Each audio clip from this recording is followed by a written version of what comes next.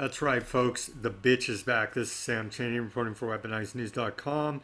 Today's March 29th, 2017. Report out of Zero Hedge.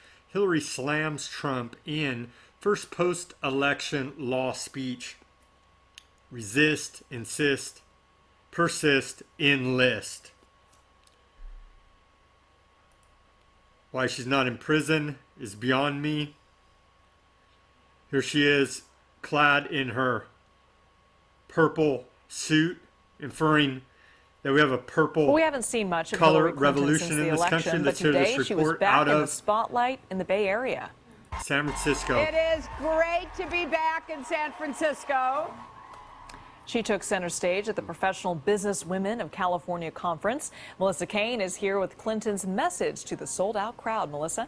Yeah, Liz, in some of her sharpest political comments since her presidential loss, Clinton took the country's new leaders, to task for not inviting any women to the table for their recent discussions on insurance coverage for maternity care and birth control. Well, a provocative opinion piece in the New York Times this week argues that it may not be an oversight at all, but an intentional signal.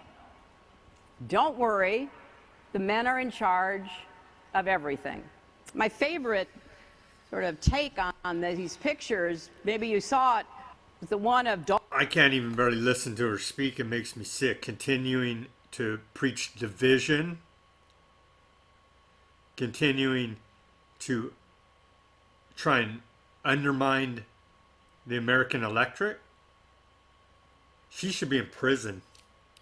I mean, it's truly disgusting. Under the banner of hashtag inclusion, AP reports Clinton criticized Republicans on everything from health care, calling last week's failure of the GOP bill a victory for all Americans. And of course, she's for all women, right? That was the only reason that she really said to even vote for her. Her only issue was that she was a woman.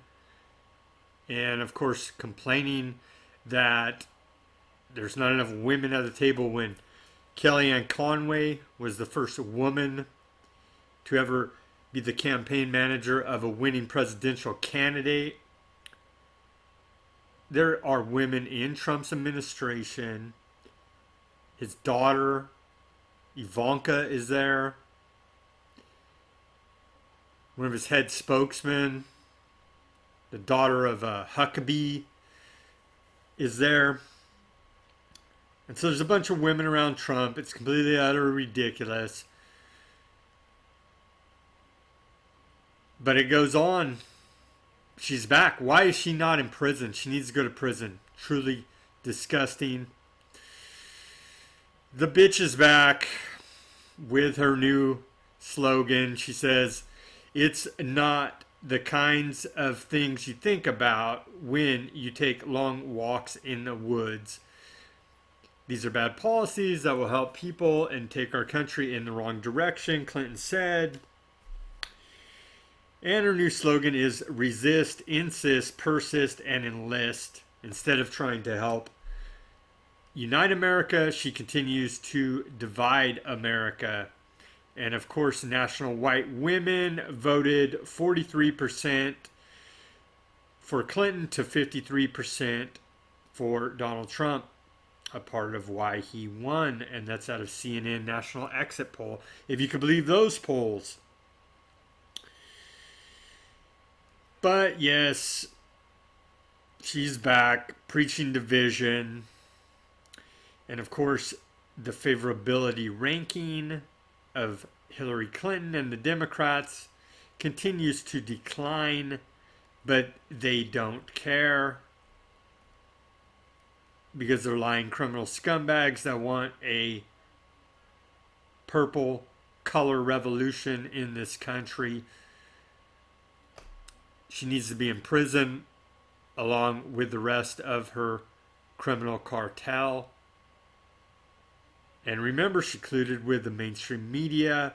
She's part of treason against this country. She's violated the Espionage Act with her private server. And it goes on and on and on. So be aware.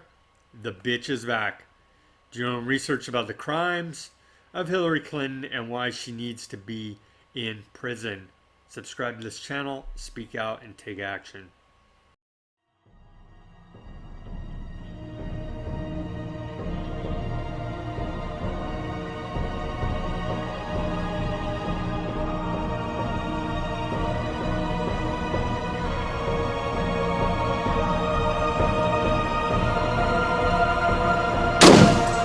Ideas are bulletproof.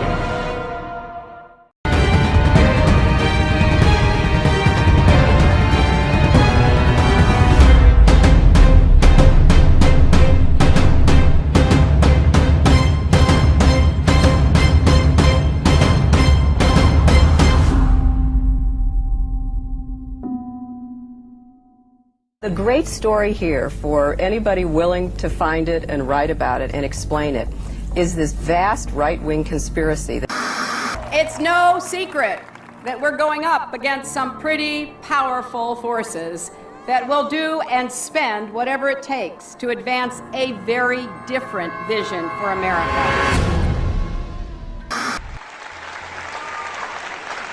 I'll tell you a couple of stories about fraud.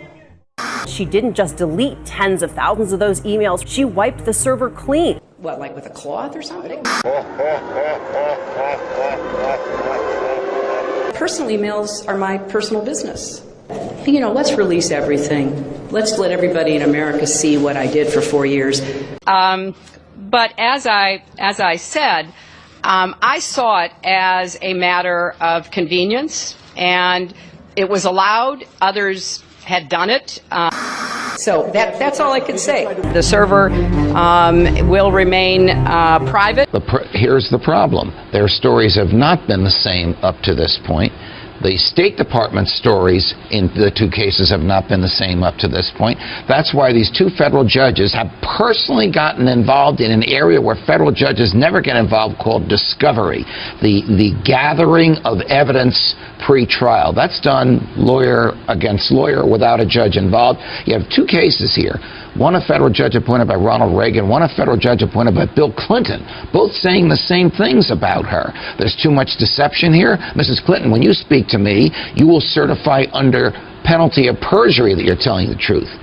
We have turned over the server. They can do whatever they want to with the server to figure out what's there or what's not there.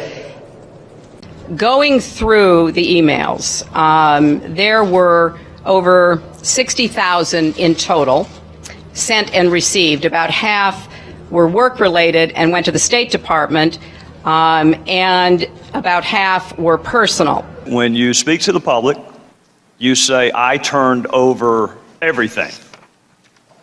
That's, for the most part, a direct quote. When you talk to the public, you say, I turned over everything. That's for the, people investigating it to try to figure out. But we turned over everything that was work-related. Every single thing.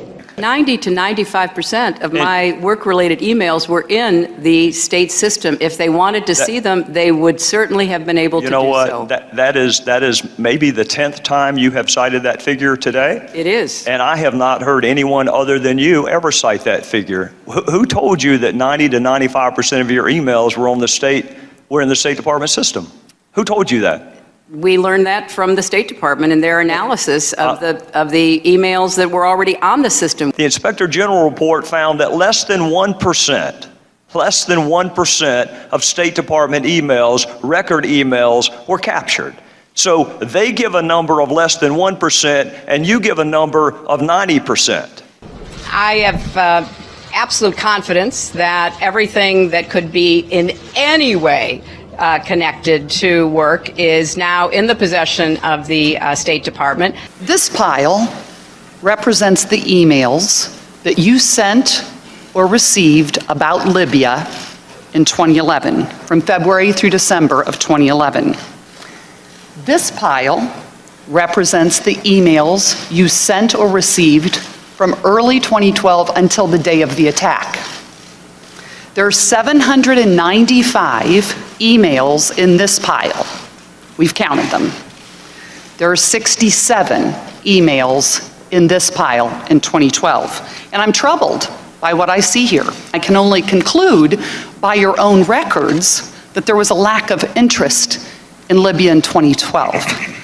What difference at this point does it make? When I think back now to that day and what she knew, it shows me